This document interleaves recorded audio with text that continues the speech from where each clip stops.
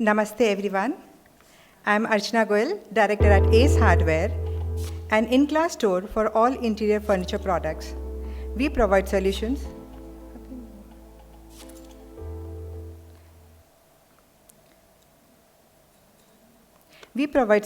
to new homeowners and interior designers with veneers, plywood, and designer hardware. We have our in-house factory for wardrobes, kitchens, and glass partitions. I'd like to show you a video of our recent executions. Video, please. Designed by Amir Hamida, Puja room sliding setup, influted glass and designer panels. Metal finish CNC face structure manufactured by Ace Hardware. Hidden bar unit using pocket sliding hardware. Fully customized lacquer kitchen using Hafele and Hetic. A huge corner tall unit which has amplified the storage, all soft close fittings. We take care of office executions as well. This space designed by Monica Bandula. You can see partitions, workstations and storage unit. We are currently manufacturing for Kotak and Yes Bank branches in Telangana. This is a special kitchen designed by Amit Shah, where the client wanted a complete waterproof setup, where she said she would wash the kitchen literally with the water pipe. So we had to test the wooden panels. We soaked under the water for 7 days. Wardrobes and kitchen is our forte. We are taking up complete interior executions under PMC model for homeowners, new homeowners and interior designers. When opportunity knocks, build your door with our plywood and hardware. Ace Hardware, Archana Goyal. Thank you, Flow Hyderabad, for giving me opportunity. Good afternoon to all. Thank you, Fiki, for giving this wonderful opportunity. 5-star chef, a superstar chef at home, both one thing in common, and that is Metallica Industries. Way back in 1962, Metallica was established by Sri Champalal Jain, my father-in-law, and since then it has been growing leaps and bounds, evolving with the changing time and needs of our kitchen, be it at our homes or in hotels. Metallica recognized the power of women 60 years ago. Today, Metallica is 6 floors of showroom and 2 manufacturing units, catering to every kitchen need, not just for women, but for men too. Right from spoon sets, to cake trays, to cookers, to biryani ka bhagona, or a corporate kitchen, a 5-star hotel need, we manufacture them all. Metallica is also a preferred destination for wedding shopping, for not just for kitchen items, but also for puja accessories, designer storing solutions, branded electronics goods, designer pressure cookers, baking equipments, and for a return gift in bulk. Metallica had a collection of steel, brass, copper, designer ceramics were across 5 floors and helps pharma industries and Horeca in manufacturing labs and kitchen setup in steel, whatever the size and need. No wonder Metallica is also famous for the steel factory at Sanat Nagar. Organized display, systematic billing, quality checks and 60 plus years of trust makes people come again and again for every kitchen need. I, Sharmila Jain from Metallica Industries, invite all the superwomen of Fiki to our showroom at Sanat Nagar. We will be delighted to receive you. This week, a special offer for Fiki members at Metallica, special 25% off on MRP at this week starts from today at Metallica Industries. Grab the opportunity, ladies, and we have a discount coupon at the desk. Please, you can collect it. Thank you, Fiki, for this wonderful opportunity. Thank you so much.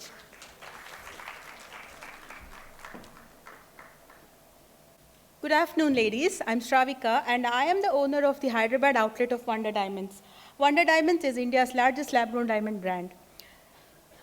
What are lab-grown diamonds? This room is curious to know, I'm sure. Diamonds are grown under highly controlled conditions like high pressure and temperature, and they replicate the exact same environmental conditions required for a diamond to be grown naturally under the Earth's surface. Lab-grown diamonds are no different from their mined counterparts. They have the same physical, chemical, and optical characteristics as a natural diamond. They also have the same color, cut, and clarity as the natural ones. The only difference, the good news, is that they are 60% less expensive. Why choose Wonder Diamonds? We are the largest manufacturer of jewelry across India. Every jewelry of ours is hallmarked and all the diamonds are certified. And the best USP we have is that we have a lifetime exchange and buyback across all Wonder stores.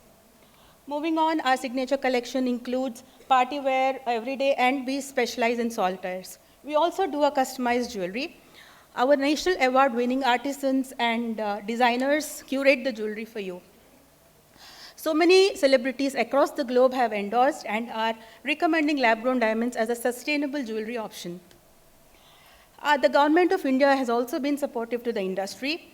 Recently, in his tour to the US, Prime Minister Modi has gifted a 7.5 carat lab-grown diamond to the US First Lady, Jill Biden. We are 14 branches strong in India, and we are fast growing. So I'm looking forward for a few collaborations from FICCI like event managers, wedding planners, corporate gifting, etc. Thank you so much for the opportunity, FICCI, and I also have a surprise offer. Our store is just a few meters away from here at Panjagutta. At Panjagutta Wonder Diamonds, we are offering a 50% off on making charges for all the FICCI members. Thank you again for the opportunity, and that's my contact information. The presenters today were amazing, right? They showed an incredible entrepreneurial spirit and passion for work. These women are perfect examples of empowered women excelling in their fields. If you wish to connect with any of business being showcased in the Business League or wish to be a part of next Business League session, please get in touch with our team head Shruti Malpani or any of Business League committee member Dr. Fashia Khan, Soumya Roy or myself. Thank you so much. Thank you, Samta and the entire Business League. Good afternoon, everyone. On behalf of our chairperson, Ms. Ritu Shah, I, Prachi Trivedi Shah, Honorary Secretary, Flow Hyderabad Chapter, would like to welcome you all to a much-needed and a very, very exciting session on the art of storytelling with none other than the master storyteller and sexual health educator, Ms. SEEMA ANAND. Could I kindly request everyone to please put your phones on silent and rise for the national anthem.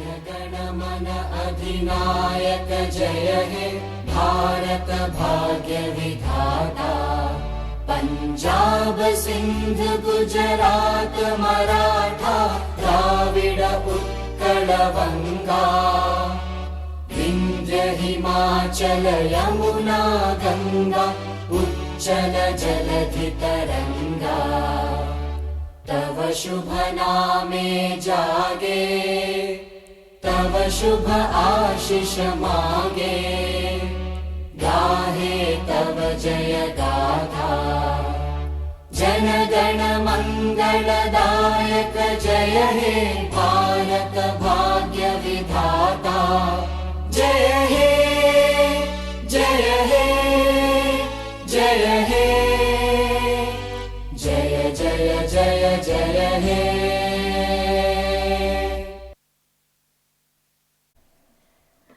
For a ceremonial lighting of the lamp, it is an honor to invite our guest, Ms. SEEMA ANAND, to join our chairperson, Ms. Ritu Shah.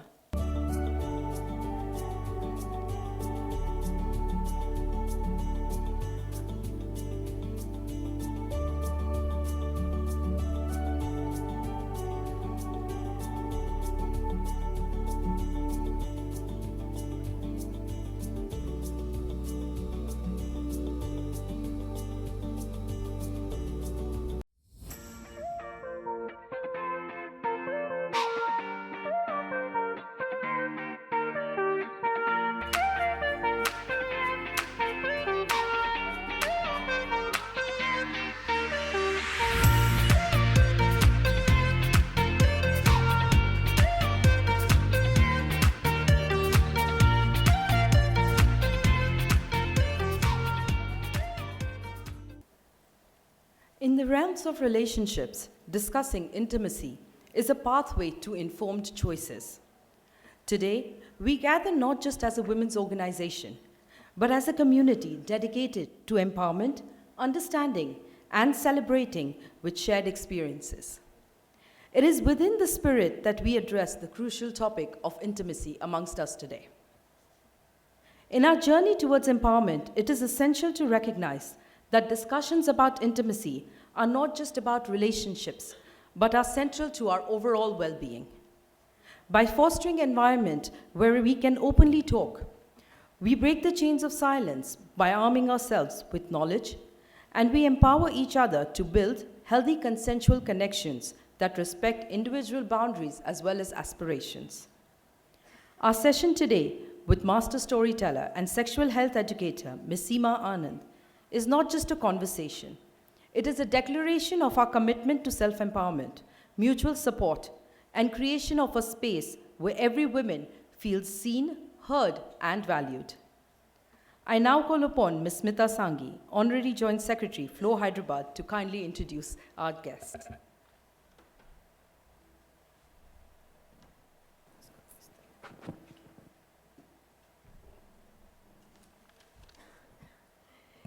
Good afternoon. Ms. SEEMA ANAND is a storyteller and mythologist specializing in women's narratives, an award-winning author, and a corporate guru.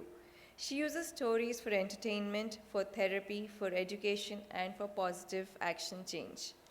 Her research on ancient Indian folklore is affiliated to the UNESCO initiative for pursuing endangered oral traditions as she works to bring ancient Indian texts back to public space, translated and reworked to reach multicultural audiences. Combining an academic expertise with cultural knowledge, she lectures on several ancient texts, including the Mahabharata and the Puranas. She has developed education resources for several organizations, including the V&A and the British Museum, based on these narratives.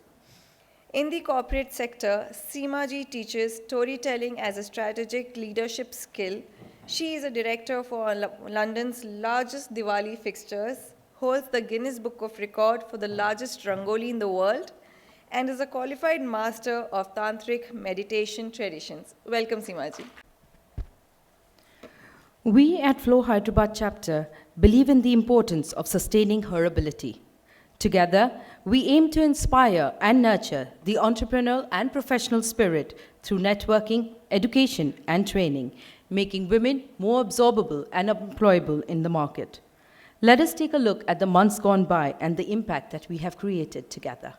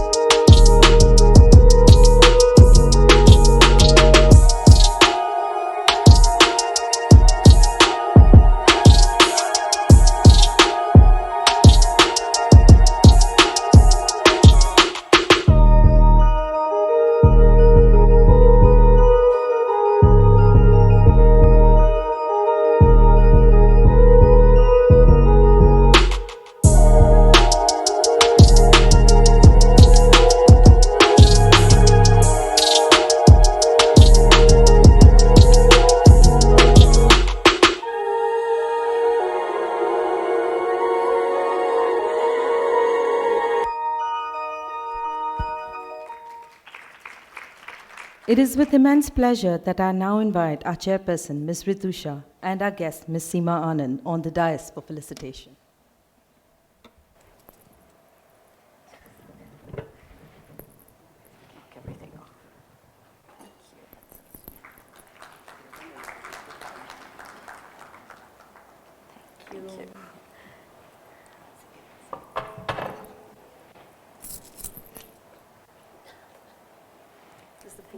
did actually. Oh, wow. Thank you. Incidentally, one of the laws around it, and we just talked about diamonds and we talked about more jewelry with Smita. The one thing, I'm going to come to the part about jewelry, which you're going to absolutely love. The one thing you could not take away from a courtesan, you could, for whatever she did, you could take away her money, her land, you could put her in prison. You were not allowed to take her jewelry away. The jewelry always belonged to her, and you are going to find out, not just the gold, the jewelry. And you're going to find out in a minute why. So the sixth section is about courtesans. Seventh section is just a ridiculous section. It's on Jadoo Tona. It's about all sorts of lotions and potions that you can have to make yourself a better lover. It's like mix the eye of a peacock with the, I don't know, the woo of a pigeon and so on. It's a ridiculous section and comes at the end. We think it was added later. The only bit that interests me is section 2, the section on pleasure. And the reason that it interests me is because I believe that this section was actually written by women. It was not written by Vatsyayana. Because this is the only section where he talks to men and women both. And he says in his introduction, it's an interesting book because Vatsyayana says, I've not written anything new. I've taken stuff from books that have been written 1,000 years before, copied and pasted whatever I liked, and I've created this book.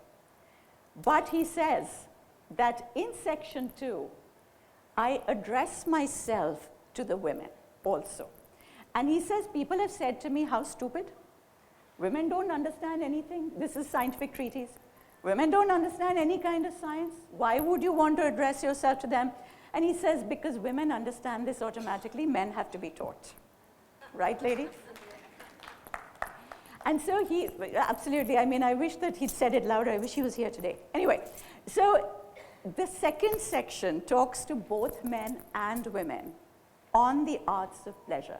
But the reason I say that I think it was written by a woman is because, in spite of what we've heard, that it's a book about positions, the Kama Sutra does not actually talk about the act of sex. It talks about positions. It tells you how to position your arms and legs and your body. It doesn't talk about the act of sex. Like the Chinese, the Japanese, the Persian text, it doesn't tell you how many thrusts. Incidentally, you know what the ancient Chinese thought? How many thrusts were important if you were a good lover as a man? 4,000 to 5,000. Yeah. I mean, if any woman was writing that, they would have said, we don't want that. Sorry, nobody wants that. But anyway, it doesn't talk about the act of sex. Instead, it talks about a woman's pleasure. And it talks unendingly. It says, chahe 3 din lag jaye. This is what is important. The woman's pleasure has to be aroused. And then Vatsyayana goes on in his introduction. He has this sort of debate. He says, but people are saying that for thousands of years, nothing was different even back then. For thousands of years, men have only considered their own pleasure. Why would they now want to say, oh, we're going to take 8 hours to bring a woman to arousal? Like, why? So he says you have to give men something to work towards. You have to make it aspirational. So he says to the men, he says, if you make sure that your woman is fully pleasured, your business will do better. And he says that will make the men listen. And then he explains how the business will do better.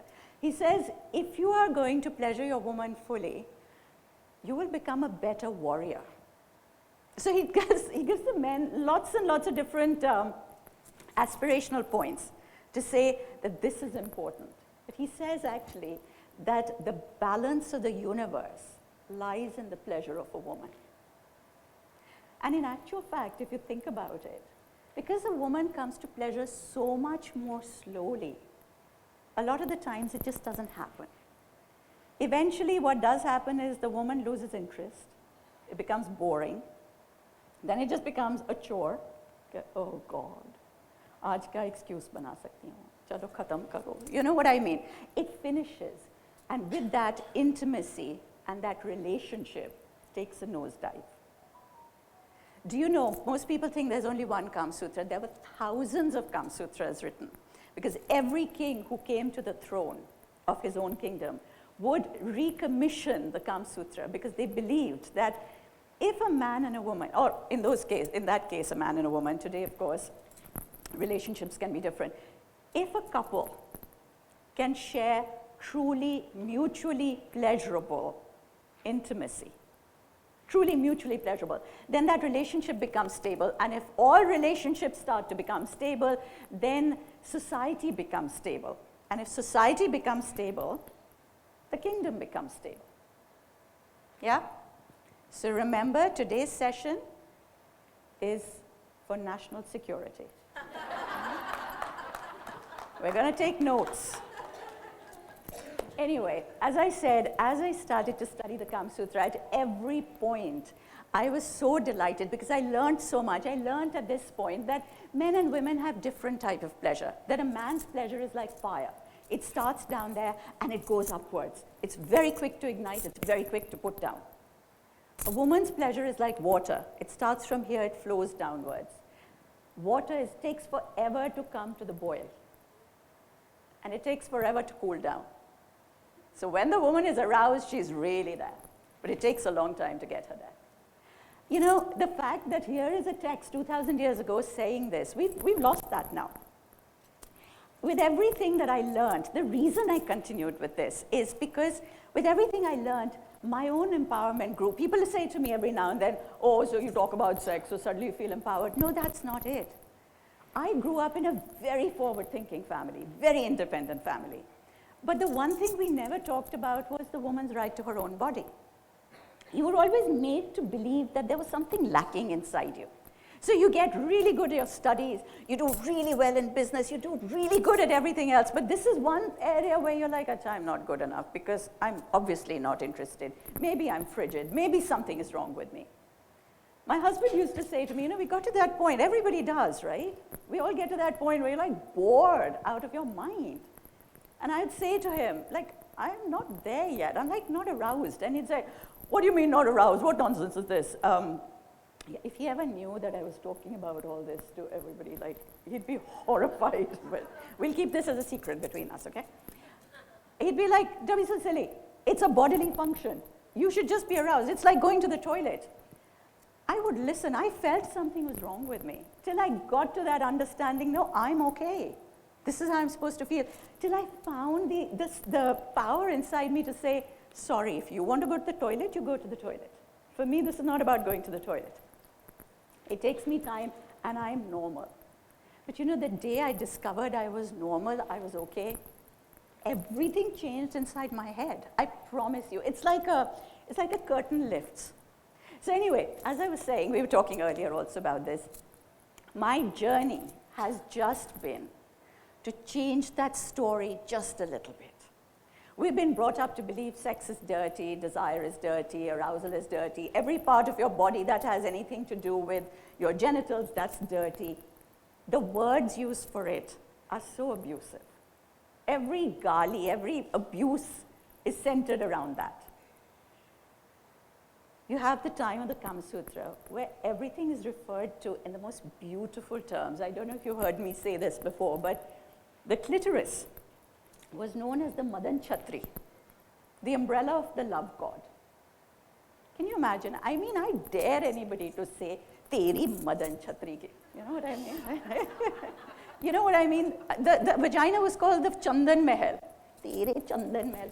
I'm sorry, it doesn't work as an abuse. So I'm just trying to change the way people think about it. And I want to start with this idea of the jewelry. You know, from a time now where we're not even allowed to think about sex, especially till you're married, you're not supposed to think about it, it's bad. Then you're married overnight, you have to be really good at it. And you're supposed to love it. Women were taught how to make love. And they were taught each position by how different pieces of jewelry moved on your body. Okay? So for instance, if as the woman you were going to be on top, which incidentally, in every other ancient culture in the world was forbidden. A woman was never allowed to be on top because that's the position of power. The Kama Sutra says you could be on top, but you had to do this position by only moving your hips. You don't move the rest of your body. So here, women would wear jingling girdles, lots of ghungroos on their waist, and make sure that the ghungroos didn't make a sound. Can you imagine that? I mean, I just love the idea today when they show this position, because let's face it, as young girls growing up, where are we going to go and learn how a position should be done? You watch it on porn, you have the girls going bounce, bounce, bounce, bounce, bounce. I don't know if you've ever watched anything on porn. It's like this. That is the one way that a woman is never going to find any kind of pleasure, because that bouncing misses every bit of her erogenous zones. I mean, it doesn't connect with anything. So if you are now moving your body in such a way that you're only moving your hips, the movement that you have to do makes sure that all of your G-spots are being connected with. But just to make sure you got it absolutely right, when you were on top, you wore long earrings. So when you were underneath, you wore short earrings. On top, you wore long earrings. And then, I want you to see if you can do this. You had to swing the earring so that it swung against your cheek like this. It grazed against your cheek. You don't have to do it just now. It's always difficult, because when I mention it, most people try and do this. It doesn't work. You have to get your head, visualize it, get your head into the right position, and then you swing that. When you got that swing right, you got your pace right. That's how women were taught. Can you just imagine that? Now, that's what I call beautiful. You know, the Kama Sutra, as I said, was written in metaphor. The first time I read about this idea of the jingling girdle was in Jain literature, in the Jain stories. And it talks about how the men are going off for battle, and the night before there is a big party for the soldiers, and it says that the courtesans came with their jingling girdles. I just thought, theek hai, sundar courtesans, you know, with their beautiful jewelry. It was much later that I discovered what that is supposed to mean. A really accomplished lover who would bring you to great heights. Who wants to know about the other pieces of jewelry? Yeah, okay. So, if you, sorry? Some special pieces. I'm telling you. It could start with the jingling girdle, and there's the lab-grown diamonds. Get it made in that. For the sitting position, it was the 7-string necklace of pearls. You know, one of the EO chapters I went to, I was talking about this. They invited me to come back for a second talk. And she said to me, this lady, she said, last time after the talk, I went and had this done for 10 of my friends, the 7-string necklace of pearls. And she said, mine was lying on my bedside table, and every time my husband went past it, he'd look at it and giggle. And it was like the foreplay had started already. He'd just giggle and feel happy. And I thought, see, that's what it's all about. So for the sitting position, it is the 7-string necklace of pearls. I won't go into the details of it because, or should I? No, leave that, right? Because it's just how it's supposed to move from left to right. That's the whole point. There's another, the most popular position was where the woman would be underneath and her feet would be on the man's shoulders over here. And the idea was that there were two things from here that come. One is that you had to wear jingling piles. And in this case, the pile had to make a sound. So with every thrust, she put one foot down, put one foot back up. Then she would bring the other one down, put it back. And the pile would jingle each time to say, look, I am strong enough. I can keep this going. And I think it's so beautiful. It's so amazing that you start with this idea of beauty. And I have to tell you that in that last section, the section on Jadoo Tona, there is this little weird story in the Kama Sutra which says about this young couple. And every time they have to make love, the wife says to the husband, she says, go and have yourself stung down there by bees so that you can get a proper erection. And it says that the story does not end well. And I was thinking, oh, because yeah, I mean, you're being stung by bees, that's all wrong. And it says, no, it's because actually men were supposed to take these tiny tree insects and have themselves stung with that to make sure that they were pulsating properly. So that's what they were teaching the men, and they're saying to the women, put on your jewelry. It's very woman-centered. It's really beautiful.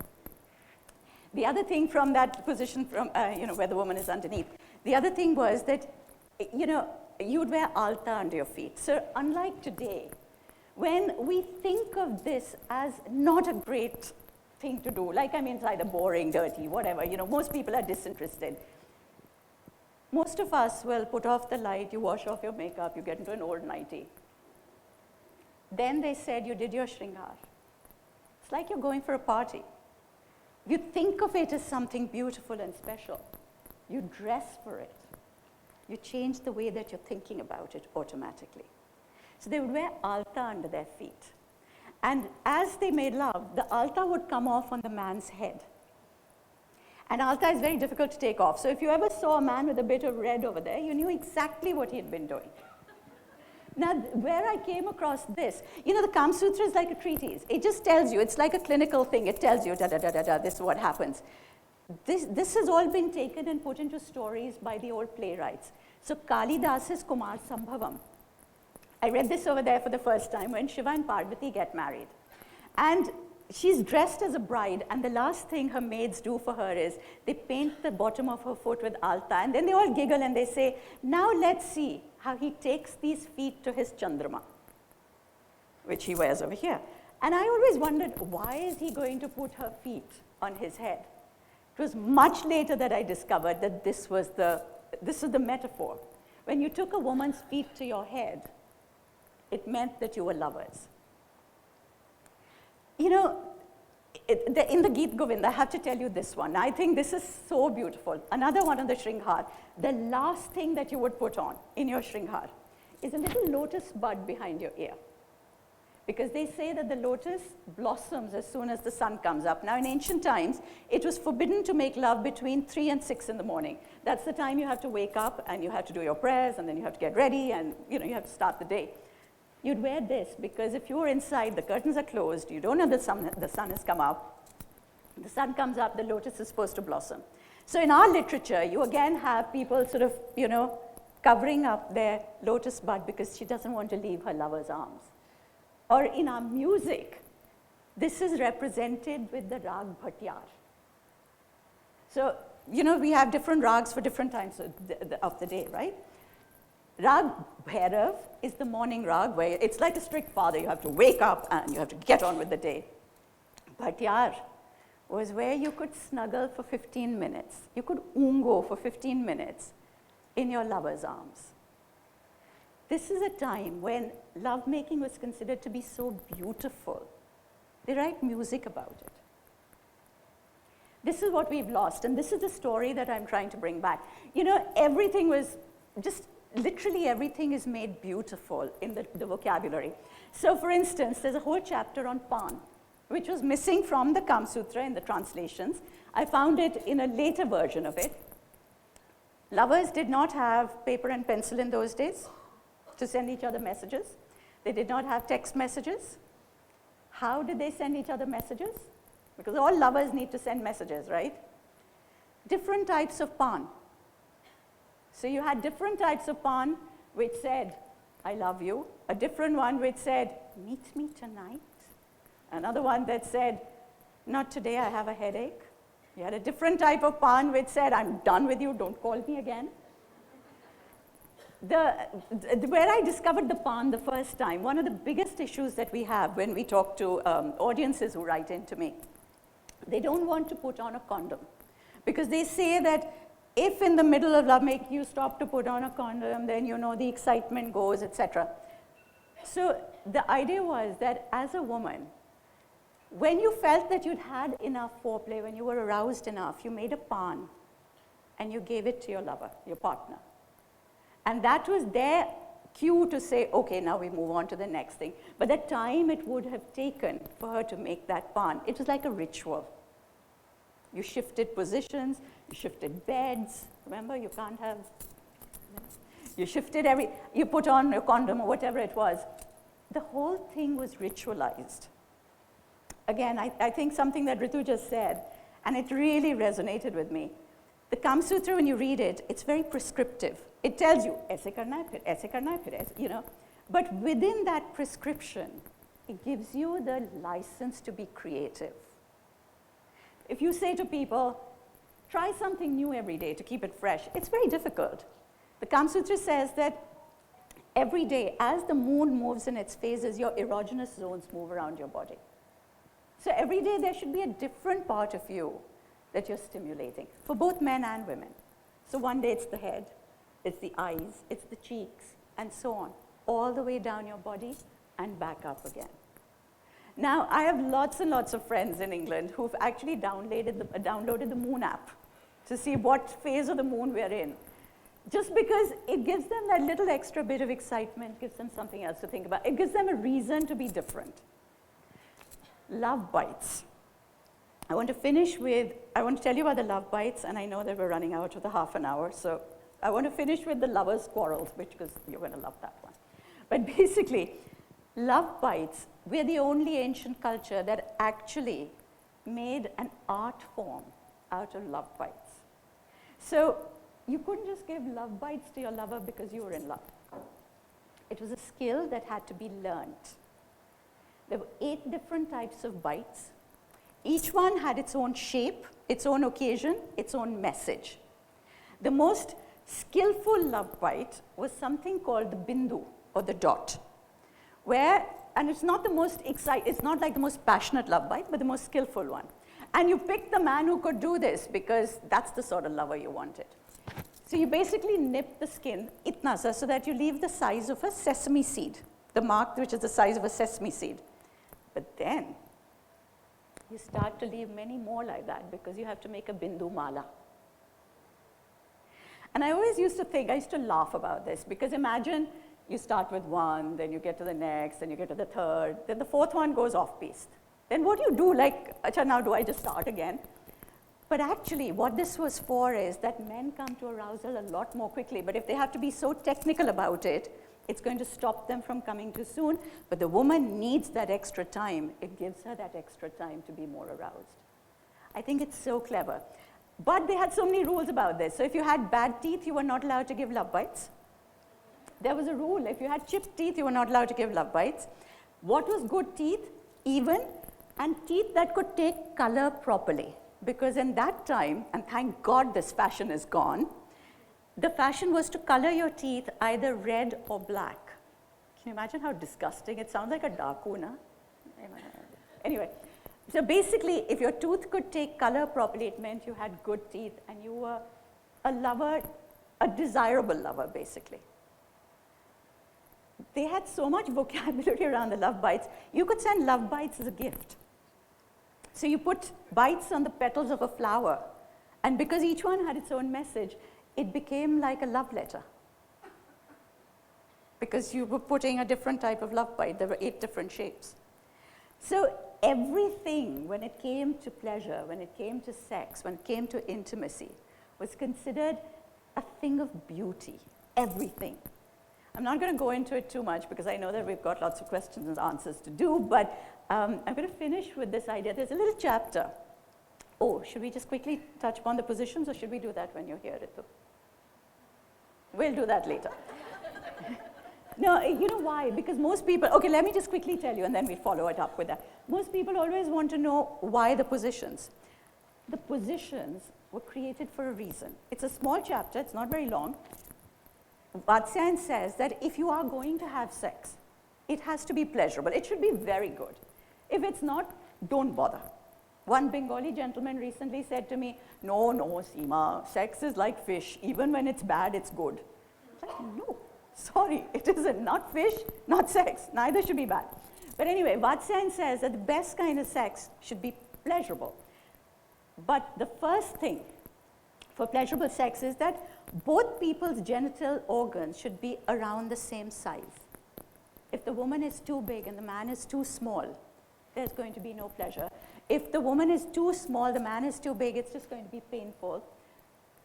So the sexual organs should be about the same size, but like literally, you cannot send a rishta to somebody saying, I like you, everything else, but what is the size? You can't. And so the positions were created to synchronize the sizes. So if the woman was much bigger than the man, there were different types of positions to do. If the woman was much smaller, there were different types of positions. If the woman was very small and a virgin and nervous, There was different instructions in those positions. So there was a real reason for it.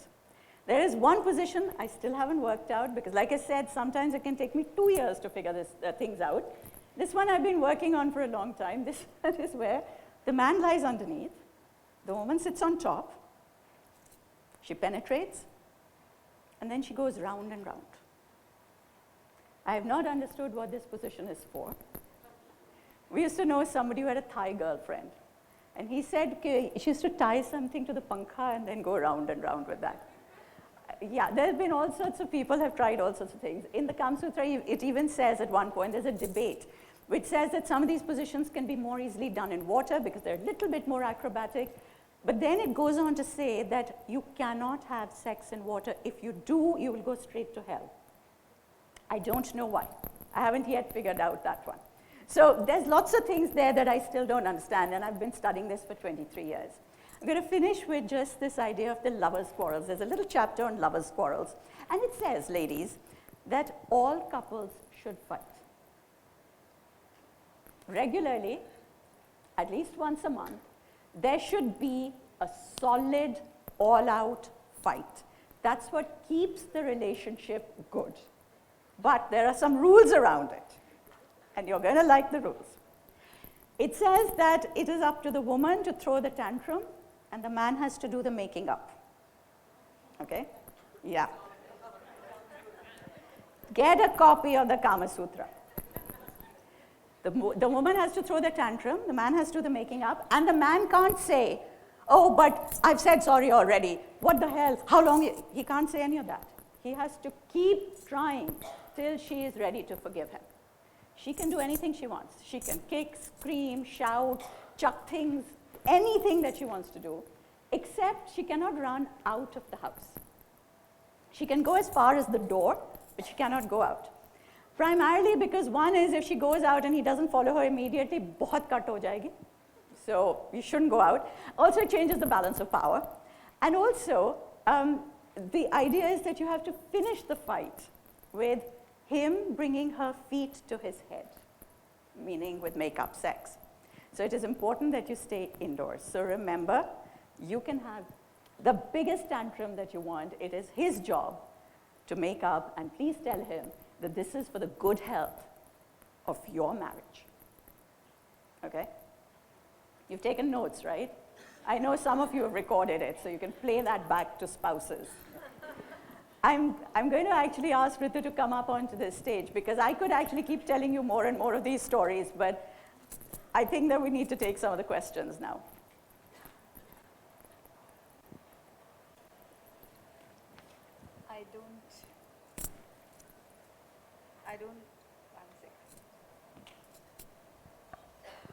Hello.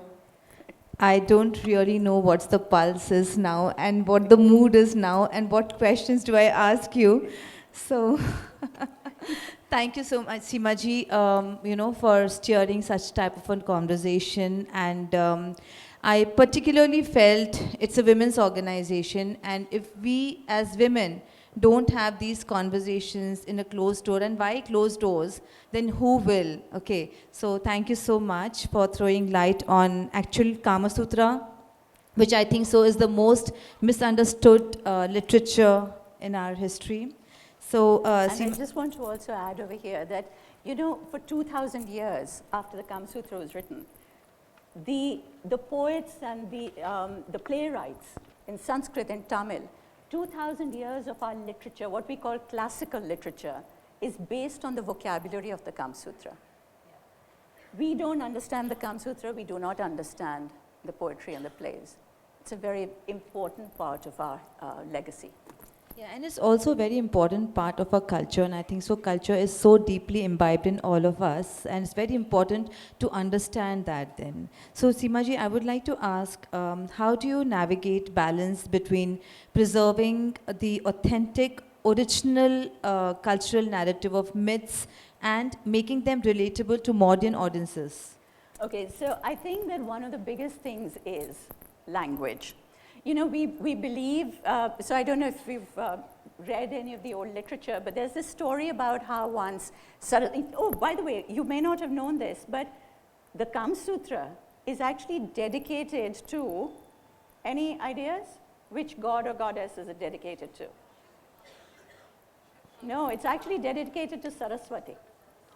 It's written in her name because it says that the man who is culturally well-versed, who is really good with the arts and with literature and with music, he's the most desirable lover of all. Okay. You know? Yeah. And, you know, so there's this wonderful story about how Saraswati, who sits on our tongue, they say, right? So at one point, these two demons, they capture her, they kidnap her, and they take her away. And they steal all the words from the universe.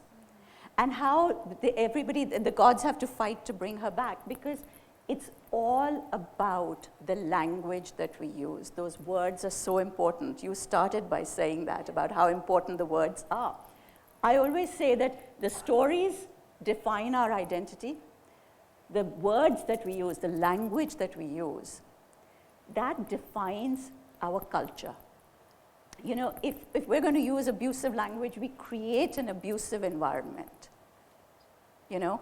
So for me, it is very, very important. I don't like to go too modern with it either, because I just think that if you actually change the language completely, you lose some of the essence of it. For me, those stories are very important, but the more important part is to understand the reason behind the story. To give you a small example, sorry, I'm running off with the question. You know, there's this story which says, there's a man walking back from the market with a banana in his hand. And somebody stops him and he says, why are you carrying that banana? And he says, he's a monk, this man walking back. And he says, because I'm going to eat it. So the passerby says, but are you going to eat the peel also? So he says, no. He says, then why haven't you thrown away the peel? Why are you carrying that? Now, for me, the story, you know, most people read that and you kind of go, It's about understanding what that story is trying to tell us. That, you know, yes, you have to get rid of your baggage, but your baggage and your life is all tied up in one. You cannot just say one day, oh, I'm going to chuck out my baggage. You first have to come to an understanding of yourself. Understand what is life, what is extra, how do you take the two apart from each other. And every bit of baggage can't be thrown away. You have to live with it. Yeah, we have some that we live with, right? Yeah.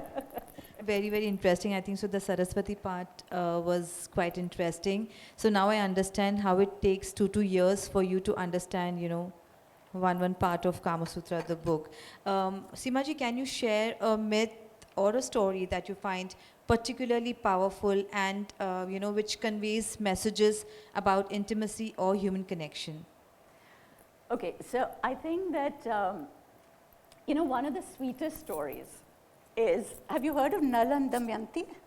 Please go ahead. Yeah? Okay, so Nal and Damayanti is a very, very common, very well-known mythology. It's like the Ramayana, but slightly smaller version of it. You know, there's this little part right at the beginning where they've just got married. And Nal sends a message to Damayanti through her maid, saying, the kisses, so Damayanti is what they call a Padmani woman. Again, the Kama Sutra says that every woman is slightly different in how she comes to pleasure, how she comes to orgasm. And Damayanti is one of those women who can only feel her pleasure at dawn, in those hours, which is the time when it's forbidden. And so he sends her this message saying that the kisses you desire from me are forbidden to me. Because he's not allowed to be with her at that time. That's when you have to wake up and do your puja and things. And you know, again, like I said, if you don't understand what they're trying to say, it doesn't make sense to you. But for me, that story is so sweet that he's actually thought this out. He's understood that she's looking disillusioned, she's looking dissatisfied in her marriage. And I have to at least make her understand that right now I can't do anything about it. It's about understanding each other. You can't always make everything okay, but you can say something to each other to make it all right. So for me, I think it's about the communication. You know, sorry, just talking about that. Again, there is a chapter in the Kama Sutra about the stories that you tell each other before you make love and the stories you tell each other after you have made love. Do you really tell stories after you make love? You're supposed to. You're supposed to. And I'll tell you what it's supposed to be. Before you make love, you're supposed to tell each other funny, gossipy, or naughty stories. Because they say when you play tash or when you gossip, समय निकल जाता है. You don't even realize कि क्या, you know. So the idea is that somebody's come in from work, their head is full of stress from that email hasn't gone or whatever, and we think that we can actually go straight into our intimacy. You have to change the space in your brain before you can change the space in your body. So you told each other stories where you changed the way somebody was thinking. You got them away from that into this space. After you make love, you're supposed to tell each other beautiful, happy, sweet stories. You know, and I mean conversation. It doesn't have to be stories, obviously. You know, we say that as a woman, you will remember any kind of event, either by its peak or by the way it finishes. Okay? If you haven't had the orgasm that everybody thinks that they should be having, and most women don't, how does it finish? When you have that loving conversation, that will decide how quickly you want to come back to somebody's bed the next time. And by the way, also, you're not supposed to eat before you make love. You have to eat afterwards, just putting it out there. When you go for Valentine's meal next time. Okay. Or at least 2 hours in between, because the body can only do one thing. It can either digest your food, or it can send your blood to your sexual organs for good arousal. It can't do both, and it will choose to do the digestion. Now that is also, I think, so something which we all will take back. So, Seema ji, how do you address the challenges of discussing such sensitive topics related to sexuality within the context of mythology and storytelling to varied audiences also? Yeah. So I think that the audience is like yourselves. You know, it's a wonderful audience. Everybody's listening. Everybody's happy. Everybody wants to hear. There's a lot of times when people don't want to hear. There's a story from Alice in Wonderland where the March Hare says to the King of Hearts, he says, "What should I do?" And the King of Hearts says, "You start at the beginning, you finish when you get to the end, and then just stop." And I've actually learned that it is my job to tell the story, to provide the information. You can never teach somebody by bashing it into their head. You provide it.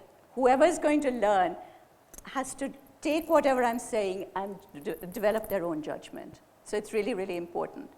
But I think that if you also say it in language where you're not going to frighten the other person, you know, where you're not going to intimidate people, I think that's very important. Seema ji, I feel it's not always about the act that you maintain your intimacy or you maintain your love, your closeness. So how important is intimacy in a marriage also, and how do you maintain that intimacy after so many years into marriage? Women go through menopause. So I think so it's not always about the act, but then how are you maintaining that intimacy without that physical relationship?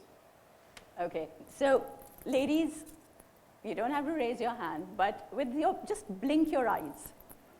If you think that it's become really boring by now, just blink once. You know, as we get older, we're actually told that this is it. Time has come to an end. We're told you're too old for this. I get told this every day on my social media. I won't repeat the words that I get called, but बुढ़ी है, जाके तीर्थ यात्रा पे जा, दो पैर कब्र में हैं. Every day, dozens of people will tell me, they'll say things like, you know, you're so old, look at your face, it's so ugly, and yet you're thinking about sex. Whatever, you know, it's like, it's our, society has made us believe that we have a shelf life. You're not supposed to have sex till you get married. You're not supposed to think about it. When you get married, you're supposed to be doing it every day for your husband. The moment you have children, you have to stop. Now you have to look after your children. When you're at a certain age, you have to stop altogether. I just think that we have to change that story. I want to tell you, I want to explain this to you. The Buddhist texts tell us that different types of positions were used to heal different chronic illnesses. You could improve your cholesterol through different types of positions. Come and see me later. You could improve your hemoglobin from different types of positions. You could get rid of wind in the intestines through different types of positions, because it's how you move your energy around your body. Okay? Modern science tells us that it is good for us. We are told by society we should not be doing it. You have to believe it for yourself. I want to just say that, like I said at the beginning, if two people can share really good intimacy, it makes that relationship stable. It creates a bond that nothing else can create. I'm not saying you can't have a good marriage without it. I'm saying it's better with it. It creates a bond and an understanding, and it creates something that, and I'm telling you this because I want you to think twice the next time you say, aaj hi chadar badli hai, I'm not going to do it today. Okay, because I get that a lot. I want you to think twice about this. You would be amazed. You don't have to, it doesn't, like you said, it's not about the act. You could just cuddle, learn to hold hands, learn to hug. You'd be amazed at how it changes your relationship, the softness that it brings into your relationship. I hate to say this, but you're going to be the ones to make the effort, because it is women who go off it more easily. So I'm leaving this with you. It might sound like a very anti-feminist thing to say, but I'm leaving this in your hands, ladies. Do this for yourselves. And it keeps your brain more active. No dementia. Okay, what advice do you have for individuals looking to incorporate the wisdom of mythology into their everyday lives for personal growth and understanding? Okay, so you know how stories, every single story has a reason. Every single story has a message to it. Do you ever listen to stories? Who actually listens to stories or reads them? Okay, so a few people, thank you. Do you actually think of what that story might be talking about? So Priyanka and I were just chatting about this, that there's a story that we were told as children about the princess and the pea. Yeah. Okay. Learn to start dissecting some of the stories you've been told. That princess and the pea story makes me so angry. Here is this little girl, there's the prince looking for a real woman, a real princess. I'm sorry, I'm a real woman. I would not have known that there was a pea under 9 mattresses. For those of you who haven't read this story, basically the prince is looking for a real princess, and he advertises, and lots of girls come and say, I'm a princess, marry me. And so the test is that they have to sleep on this bed with 9 mattresses, which has 1 pea at the bottom. And all the girls wake up in the morning and they say, did you sleep well? And the girls are like, yeah, I was very comfortable, and they're thrown out because they're not real princesses. One girl comes along and says, oh my God, my back hurts, it was so lumpy, oh my God, there was something underneath, and like, she's the real princess. We were taught that only if you can be so delicate, so fragile, so, damsel in distress, can you actually be a real woman, a princess, or somebody worthy of being looked up to. I was telling this story, have you heard the Frog Prince story? Okay. The French, okay, so for those of you who haven't heard the Frog Prince story, there's the princess, she sees this frog, she picks him up, she kisses him, and lo and behold, he turns into a prince. And so we've always said, we're going to have to kiss a lot of frogs till we find our prince. Okay. The French version is that she actually takes this frog and she flings it against the wall. And from that, the prince bursts out. So yeah, that's the story to follow. Not that you're going to kiss all these little man children and, but basically what I was trying to say was, understand the stories. We tell stories from the Ramayana. We tell the stories of Sita. We never tell a story in her voice. We do not tell her stories. We tell the stories around her. Okay? We tell stories of how when the Swayamvar is happening and these guys have to pick up this dhanush and they cannot pick it up. We do not tell stories of how when Sita was 5 years old, she used to clean the mandir where it was kept. She used to pick it up with her left hand and do pocha. She used to sweep underneath it. We don't tell that story. We don't tell the story of when she's been kidnapped And when Ravan and Jatayu have that fight, she's 30,000 feet in the air in an open flying chariot with two testosterone-ridden males fighting with each other. That chariot is going crazy. She's petrified. She's been kidnapped. She doesn't know what's going to happen to her. She's up there 30,000 feet. She still finds the presence of mind to take off her jewelry, and she throws it down. The presence of mind. We don't talk about it. We talk about when the army marches through the forest for 1 year to get to Lanka for the fight. We talk about every single problem that they have. She was for 1 year in Ravan's captivity, all alone, surrounded by the enemy. Can you imagine how scared she must have been, how much in control of herself she was? She doesn't ever get so angry with them that they're going to kill her. And she's never so nice to them that they will take advantage of her. She keeps it just to that point. Just right. Yeah? We don't tell these stories. So I want to say that when you next listen to a story, one, go out and dig the stories. Second, there's a lot of victim stories out there. Stop reading the victim stories. Because you know, the victim stories act in our they act in our subconscious. That ye to hoga hi aurat ke saath. You know, a woman is only brave when she comes out of being beaten or comes out of being raped. Hey, we're strong without being beaten and raped. Remind yourself of that. Change the stories. Read stories where women are strong. I was saying to the girls earlier today, my mother got divorced when she was pregnant with me. My father, who I've never met, raised his hand on her. My Nana Nani said, you are leaving him now and you're coming home, how dare you? She was lucky, she had educated parents who were like, you come right back home. When she came back, she was 21 when I was born, and everybody said, she's so beautiful, you should just get her married now. And she was like, no, I am now going to work, I'm going to earn, I'm going to make sure that nobody does this to my daughter or me ever again. My mother is one of the most successful women I know. She's so strong. And she's totally feminine with it. That's the other thing. You know, we've been taught that we have to fight in a man's world, so you have to become like a man. No, I'm sorry. I am a woman. My strength lies in being a woman. I want to fight with what I have as a woman. So, you know, like I said, okay, maybe I'm fortunate. I come from a family. My nani she was a doctor. My nani's younger sister was a doctor. My nani's mother was a working woman. She was an inspector of schools.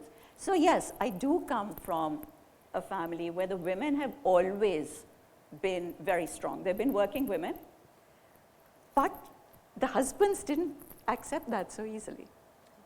You know, in the sense that my husband certainly, I'm married to a Punjabi, okay? That says it all, right? And he is almost 11 years older than me.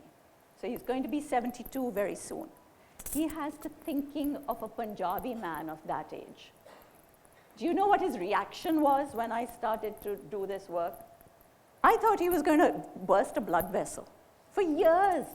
Even till now. Tomorrow, I was saying I have to go to Bombay for a shoot. It's an extremely highly paid, his whole thing is, why are you working? At the moment I say, I'm tired, I'm exhausted. I'm 61, and I was diagnosed with Parkinson's a while ago. I get tired. But if I say I'm tired, I'm told, well, you're doing it because you want to. Why are you doing it? Or you're told, you should stop now. Now your age is to stop and be with the children. The control, okay? And I've said to him over and over, and he also supports me. I'm not saying he's a bad man. Honestly, he does all my accounts, and then he fights with me over my accounts. If anybody has a good accountant, please tell me, because I need him to stop being my accountant. He's a pain in the neck. But he stays up nights thinking, mujhe to sab pata hai. You know how men never want instruction. Anyway, that's a whole different thing. Sorry, I could go on. So how are you maintaining your intimacy with him now? You please tell us.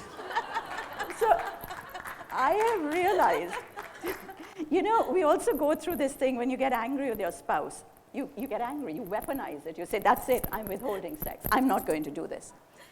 I have now realized, okay, ladies, secret between us, okay? It's the best way to keep them calm and mellow. It is. You have your cuddles, you have your intimacy, you do whatever. It keeps them calm, it keeps you sane. Sane is a good word. Sane is a good word, right? Yeah, so I was just saying, sorry. You know, there's that saying, God helps those who help themselves. Yeah. You have to. You have to understand. Yeah, I didn't know we you could are the apply it power. here also. You are the power. Yeah. Maintain your power. Understand how to maintain your power.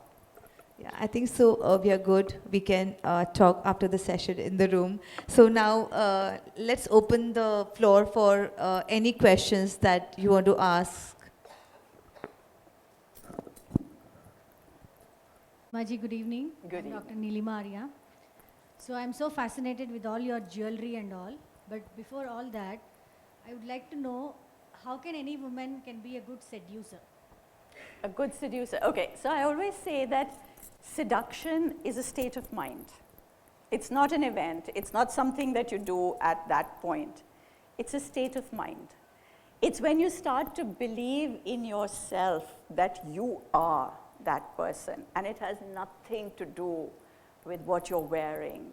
We were talking about, you know, how you look, what makeup you have. As a matter of fact, you know, there is this lovely, sorry, can I just stand up? I'll just stand up and do this. There's this wonderful chapter in one of the translations of the Kama Sutra called Alankar, ornamentation.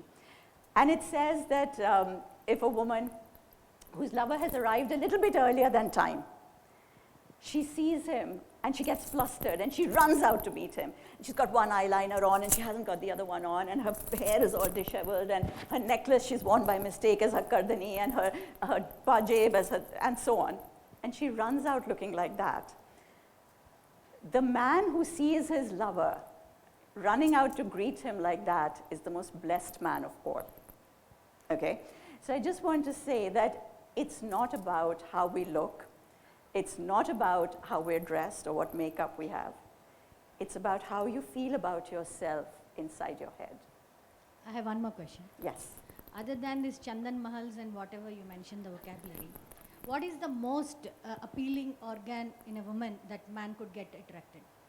So I think that that is different for everybody. I don't think that there is one. I think there's literally everybody is different. You have a lot of people who love the feet. You have a lot of people who love. Feet is the last thing where they look in when a man look at a woman. Oh God, no. I mean to say, the minute when Yeah. they look at a woman. I'm talking about that too. You know, if you take, let's say China, the entire fetish, sexual fetish is based only on the feet.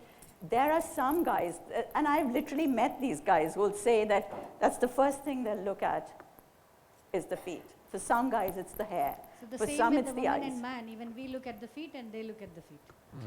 Something like it? I don't know. Do you look at the feet? I look at the shoe, of course, yeah. Yeah, there you go then. You look at the shoe. So if they open the shoe, probably we get to see the feet. There you go. So you'll have to wait till they open the shoe to see the feet. But women, I guess, have their feet in sandals a little bit more often. But it is different for everybody. I don't think that there's any one set thing that turns people on. You know, for some guys, it's even the voice, like the tone of the voice can be different. So long, yeah, not every guy is going to find everything about each woman attractive. Everybody's different. I think that when a relationship starts, it becomes different because then you kind of build up on different ways. But instant reaction, I think it's on every person individually. What do you go for, the first thing that you look at a guy? Yeah. So I'm actually We looking can take for a some guy. other questions, Nilima. Yeah. Probably we have so many people waiting there. Okay, but just one last question. What do you look for when you first? I'm actually looking for a guy. But right what now. is the first thing that you I notice? mean, two things attracts me. One is his guts and the second one is his brains. Guts and brains. Yeah. Thank you. Okay. Thank you.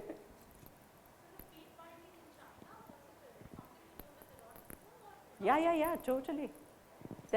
when we're outside, come and talk to me about it. I'll tell you things that's going to make your hair curl. Seema, we'll just go back to the same thing of your fairy tales and how we are telling the wrong stories to our children. So what are the correct stories that we as women need to communicate apart from Kama Sutra?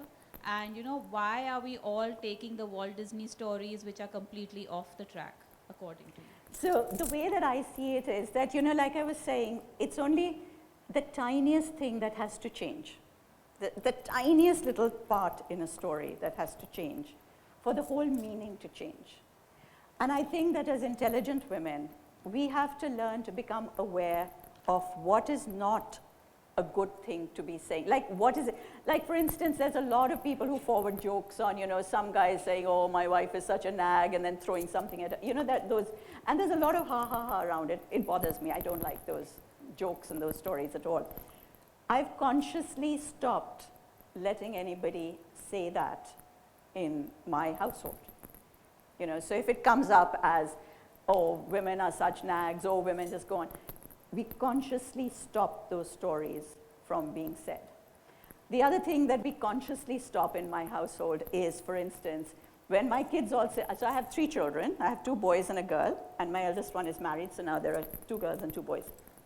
When we sit around the table, all my kids discuss beauty treatments. The boys get their beauty treatments as much as my girls do. And I think that's really important. We have to stop sort of pigeonholing and things. And I think, again, it is very much about understanding what is that one little line that you change in a story so that you tell it slightly differently. It can't, there's that, have you heard that story, Chobuli? Chobuli is a Rajasthani folk tale. And it's about this girl who never laughs and never talks and never this thing. And then Raja Bhoj goes. And various people have gone, and anybody who doesn't make her laugh is then thrown into prison. And finally Raja Bhoj goes, and he takes lots of people to help him. And then finally he makes her laugh. And he wins her, like he's conquered this girl. This story was rewritten recently by somebody who says that it's not Raja Bhoj who goes. It's another girl who goes dressed as a boy. And it says, and then she basically makes Chobuli laugh, or talk, sorry. And she says at the end of it, thank God it was me who did this. I would hate it if a man had come and conquered you instead. Okay? So it's very much about leaving it with, like, thinking about what it is that you are going to be telling. Every story.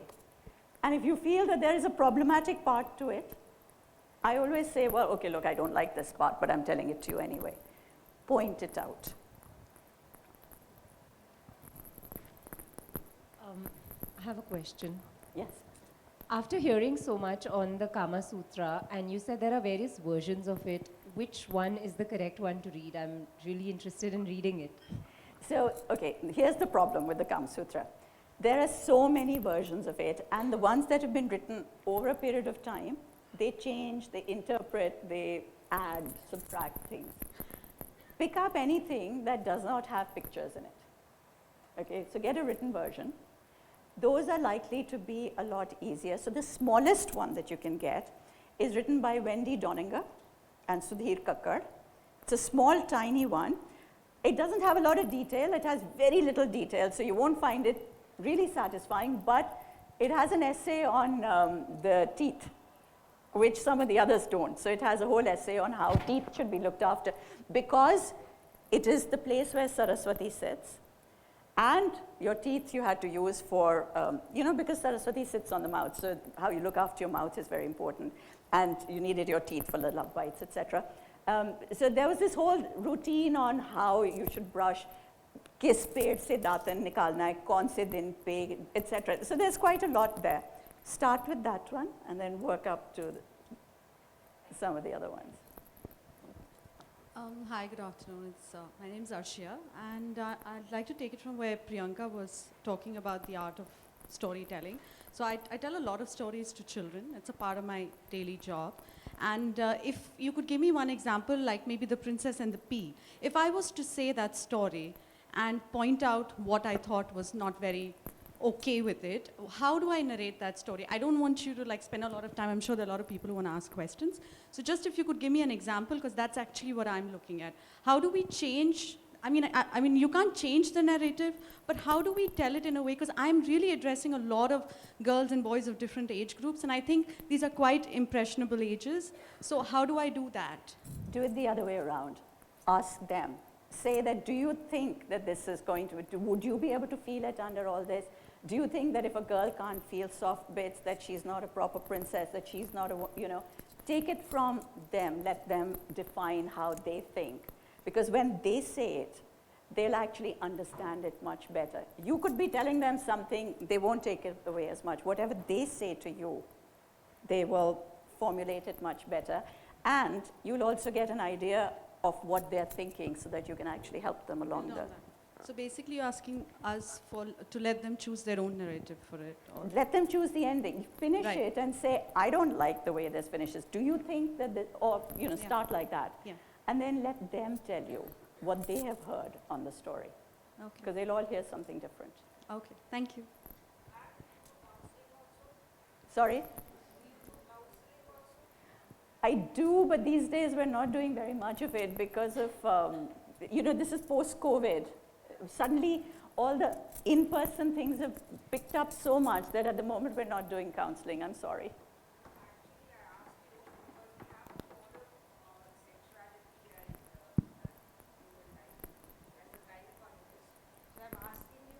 Maybe we'll be able to invite you to give a talk with us. Definitely. I'll take your details from Ritu. Yeah. And it's a huge forum of gynecologists, about 35,000 of us. Wow, okay. So I'll try to get you to, that's why I asked you if you're doing counseling. Because that is a very now open subject, which was also for gynecologists closed behind doors. And people are coming out with textbooks, good lectures, and we'd like to hear you because you've been in this field for a long time. Definitely. Thank you. Hello. Yes. I'm just elaborating to the conversation which was about the wrong stories which are going on. Firstly, storytelling is a very interesting art. In Urdu, you have dastan goi. Yes. So that is another part of storytelling. And the stories, even as a psychologist, we use story as a therapy where you get into the mind of the person, you know. When they tell the story, that gives you. Similarly, the mythological stories are giving you an entry into the mind of the society and the values that existed that time. And obviously, the values have changed now. And we find everything wrong with the stories that we were fed with. So how about extending your expertise from storytelling to story writing also, rewriting? You know what, when I first started this work, I made a pact with myself that I would not write any new stories because there's so many out there that need to be pulled out, so many. And I said I would retell them because there are thousands which don't exist. But I want to just say at this point that we feel that society has changed and that those stories are not relevant or that they need to be changed. You know, I'll give you an example very quickly. From about 5th century BC to about 5th century AD, India was ruled by the Buddhists. Yes. Ashoka the Great, etc. In the 5th, 6th century, the Gupta Empire comes back, the Brahmins come back. Now, the stories have always been there for a long time. So you heard the story of Kans Mama. Yes. Okay. So there's that story of where Kans goes and he destroys his father's, you know, he's getting that big puja done. Krishna's grandfather, Kans's father, is getting this big puja and he's got 100 pandits lined up and there's this, they're saying that they're going to do a puja to all the gods to make sure that the entire kingdom will be blessed with good health and prosperity. So 100 kilos of grain, 100 kilos of rice, you know, ghee, etc. And he goes and he kicks them all out. And the story is, he's a bad guy. He destroyed that puja. The same story used to be told by the Buddhists. And they believed, as a matter of fact, one of Ashoka's edicts was that you say your prayers without wasting any of this food, because Mother Earth already has a lot of pressure to produce so much food. So you don't throw it away into the fire. The best thing that, when they would tell the story, they'd say, he saved all that food. Because if you're saying, oh God, bless this entire kingdom, and you're throwing 1,000 kilos of food into the fire, that can be given to the poor. So they say that he threw them out and he saved the food.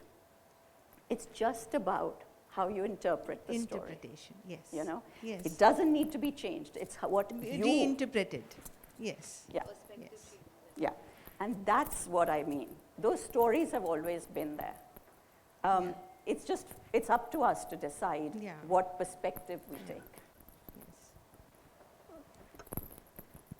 We'll take, Good afternoon, SEEMA. Lovely talk. Enjoyed it thoroughly. One question I have is about the tantric meditation you mentioned. We didn't have an opportunity to touch upon it. Would be great if you could maybe shed some light on it, and if it has any influence, impact on sexuality as well, that would be great. So in Tantra, again, misunderstood subject. In Tantra, the final aim, like with everything else, is you achieve God. But in Tantra, they say that everything is connected.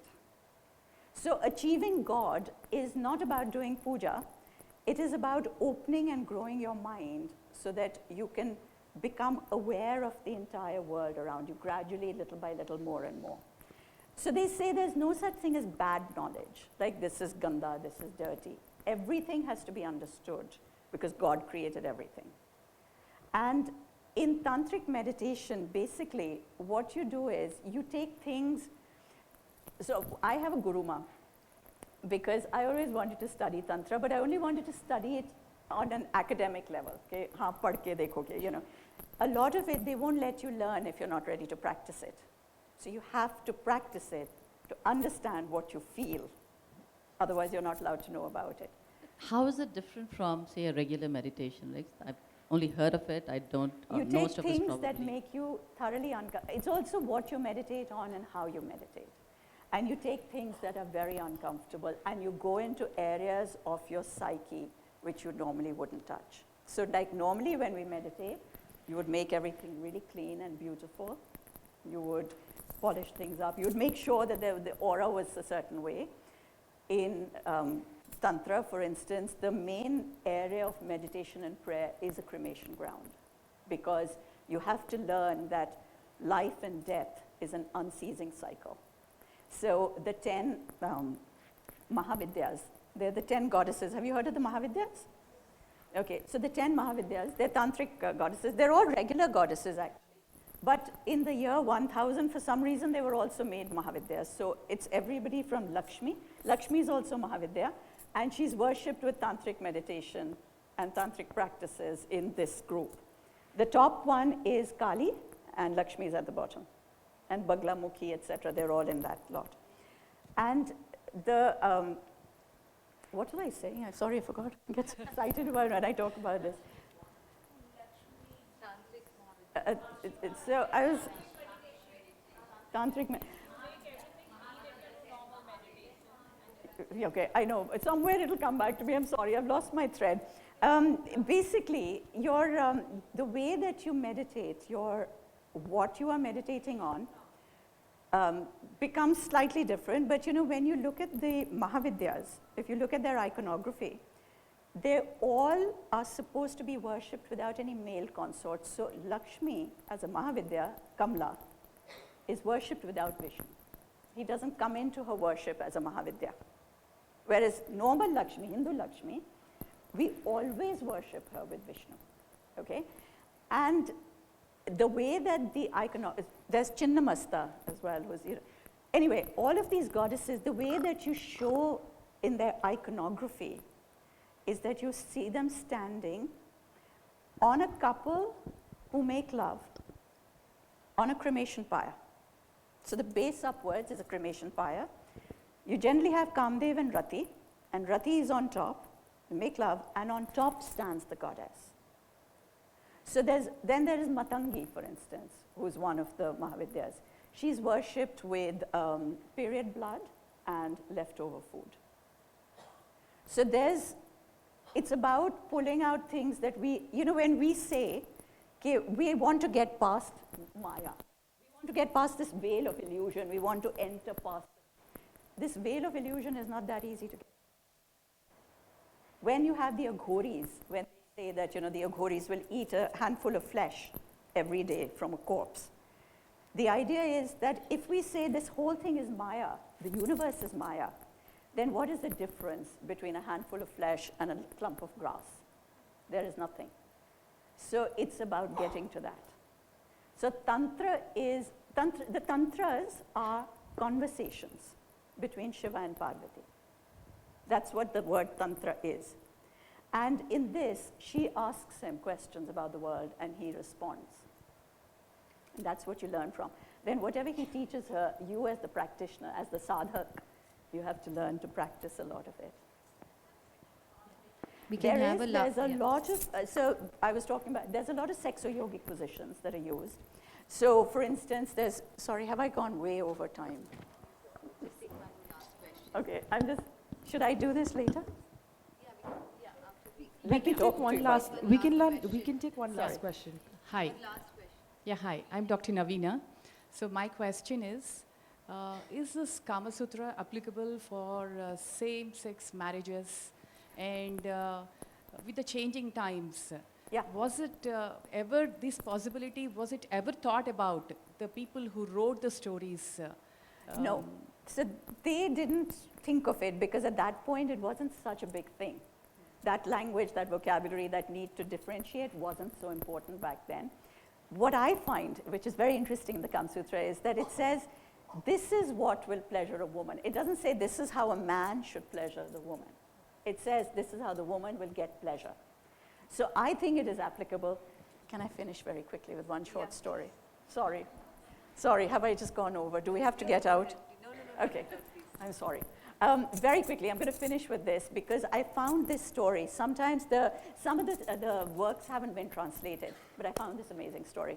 So there is a woman, she's a courtesan, and she has this lover, and he comes to her every day. Oh, not every day, but comes to her often. And one day, when he comes to her, she smells the perfume of another woman on him. Now, this whole Kama Sutra thing says that how you perfumed yourself was very important because every part of your body had to have a different perfume, which was very distinctly different, but very obviously there. So now when you say that I've left my perfume on my lover, it depends on what I've been doing. And what perfume have I left on what part of him, right? So she smells the perfume of another woman on him, and she starts to get fascinated by this other woman. And so she starts to leave with love bites and love scratches, messages on the man's body for the other woman. And eventually the other woman picks it up and she starts to respond. And they never meet, but they explore each other's bodies through him. He's all scratched up. But what I love about this story is the unashamed acceptance of a woman's pleasure. So yeah, it was there. We just have lost it. Sorry. I've just gone on so much.